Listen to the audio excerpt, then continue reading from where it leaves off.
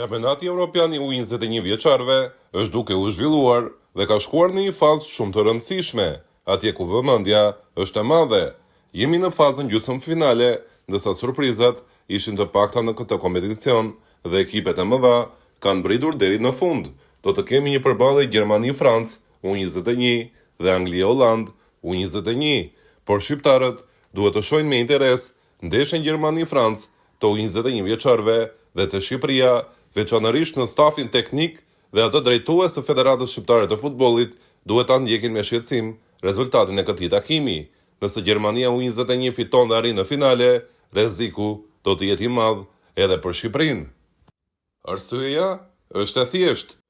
Dy talentet me më shumë bujë të përmendur në gjithë këto kohë e fundit e Shqipëria janë Nelson Veper dhe Brian Gruda. Të dy këta futbollistë janë pjesë e Gjermanisë U21 në këtë Evropian, dhe po të dy këta futbollistë kanë zgjedhur që të luajnë me kartat e hapura. Ata kanë dhënë intervista në kohët e fundit ku e kanë thënë hapur se do të presin edhe për pak kohë ftesën e Gjermanisë A, dhe nëse ajo nuk vjen, do të vinë më pas se Shqipëria. Pra nëse edhe për pak muaj Gjermania A nuk i dërgon një ftesë këtyre lojtarëve, më pas ata do të vishen kuqezi. Deklaratat janë publike dhe lojtarët të paktën kanë luajtur pastër duke treguar hapur qëllimin e tyre.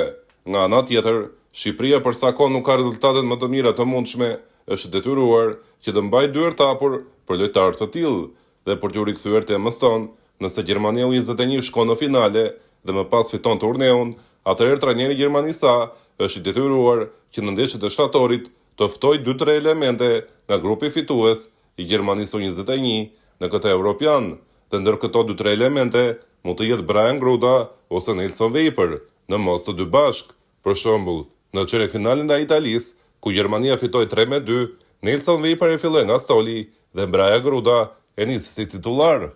Brian Gruda zhvilloi një ndeshje të dobët dhe më pas doli nga fusha e blertë, ndërsa Nelson Veper hyri nga stoli dhe shënoi golin e dytë të Gjermanisë kundër Italisë.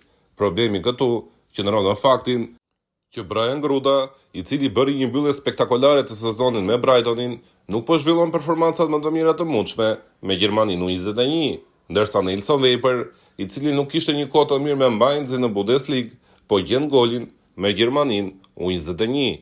Kjo bën që të dy lojtarët të jenë të riskuar për një ftesë mundshme nga Gjermania A, qoftë edhe për një ndjekje me pak minuta, në rast se U21 i tyre do të fitojë këtë Evropian. Për këtë arsye, në Shqipëri do të bëjnë tifoz për i Francën në mënyrë që ata të eliminojnë Gjermaninë U21 dhe të jetë pikërisht Franca ajo që do të dalin në finale, duke ulur shanset që Nelson Veper dhe Brian Gruda të jenë pjesë e Gjermanisë A në ndeshjet e shtatorit.